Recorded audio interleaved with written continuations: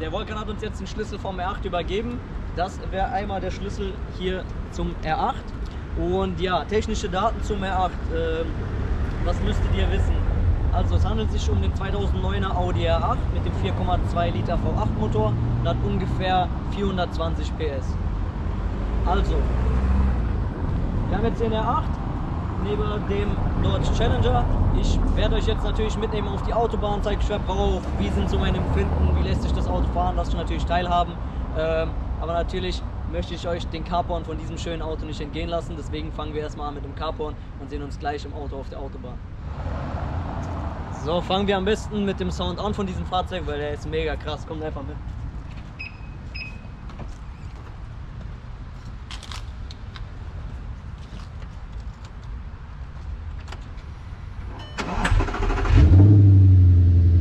Komm, geht nach hinten, hört euch an.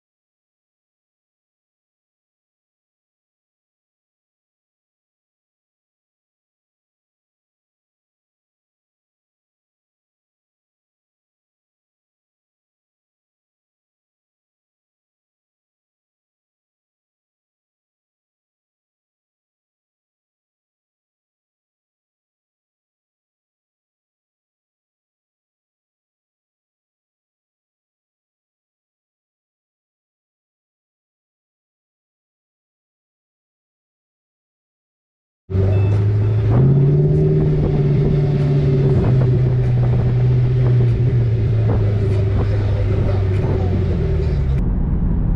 wir haben den R8 jetzt natürlich zurückgegeben und befinden uns jetzt wieder in meinem Challenger und sind am Ende des Videos angelangt, wo ich natürlich mein Fazit über das Auto abgebe. Erstens ein echt mega cooles Auto für das Baujahr 2009, so einen Sportwagen hinzubekommen mit einem V8 Motor aus dem Baujahr 2009, mega cool. Das Auto an sich echt cool gemacht. Mein Fazit, Verbrauch für euch, damit ihr mal so eine Zahl habt, ungefähr bei normaler Fahrweise war jetzt ungefähr bei 11 Liter und auf der Autobahn, wo wir jetzt gedrückt haben und alles drum und dran, da kann man keine Angaben machen, weil nach oben sind natürlich keine Grenzen gesetzt. Also wenn man natürlich Vollgas auf der Autobahn fährt, achtet man da dementsprechend nicht auf den Verbrauch. Zweites Thema ist 0-100. Wir haben einmal gemessen mit 5,3 Sekunden und einmal 0-100 im Sportmodus bei 5 Sekunden. Was ich für so ein Auto echt gut finde und muss sagen, der R8 hat mich ziemlich gut überzeugt. Also falls ich mir mal einen Zweisitzer Sportwagen zulegen möchte, würde der natürlich auch in die Auswahl kommen. Wobei man die auch für einen ziemlich guten und ich sag mal jetzt human günstigen Preis jetzt mittlerweile bekommen sollte, weil dementsprechend auch einige Modelle nachgerückt sind. Thema Verarbeitung ist, ja, das Leder ist sehr gut und komfortabel, also man fühlt sich schon recht wohl im Audi, nur hätte ich mir mehr Ausstattungsfeatures gewünscht bei Audi, also das Navigationssystem oder allgemein das Display vom Navi und so hätte man schon ein bisschen besser machen können. Und ja, also im Grunde genommen ist es halt nur ein Sportwagen, Zweisitzer. Transportieren kann man damit jetzt nicht wirklich großartig irgendwas. Zum Beispiel ich als DJ muss ja mein DJ-Pult von A nach B transportieren.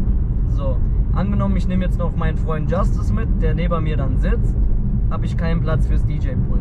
Also ihr müsst euch vorstellen, das DJ-Pult passt nicht in den Kofferraum sozusagen unter die Motorhaube vorne, weil also der Kofferraum ist ja dementsprechend beim R8 vorne, passt nicht rein. Deswegen, oder wenn ihr irgendwelche Boxen transportiert, also ich sag mal so, für einen Urlaub 2 kleine Koffer sollten reinpassen. Aber ich denke nicht, dass man auch DJ-Pult oder sonstige Sachen mit einem Sportwagen transportieren sollte. Genau, also im Großen und Ganzen echt cooles Auto. Wenn ihr mal R8 fahren wollt, mietet euch einen R8, oder wenn ihr euch überlegt, einen R8 zuzulegen. Es ist ein Zweisitzer Sportcoupé, geht gut vorwärts, kann man aber auch langsam und human fahren. Also der Spritverbrauch geht jetzt auch nicht dementsprechend extrem in die Höhe. Das kann man mit einem der größeren Muscle Cars vergleichen vom Spritverbrauch her. Ich sag mal jetzt, der V8 Challenger liegt auch in der Verbrauchsklasse, wie so ein R8 liegt.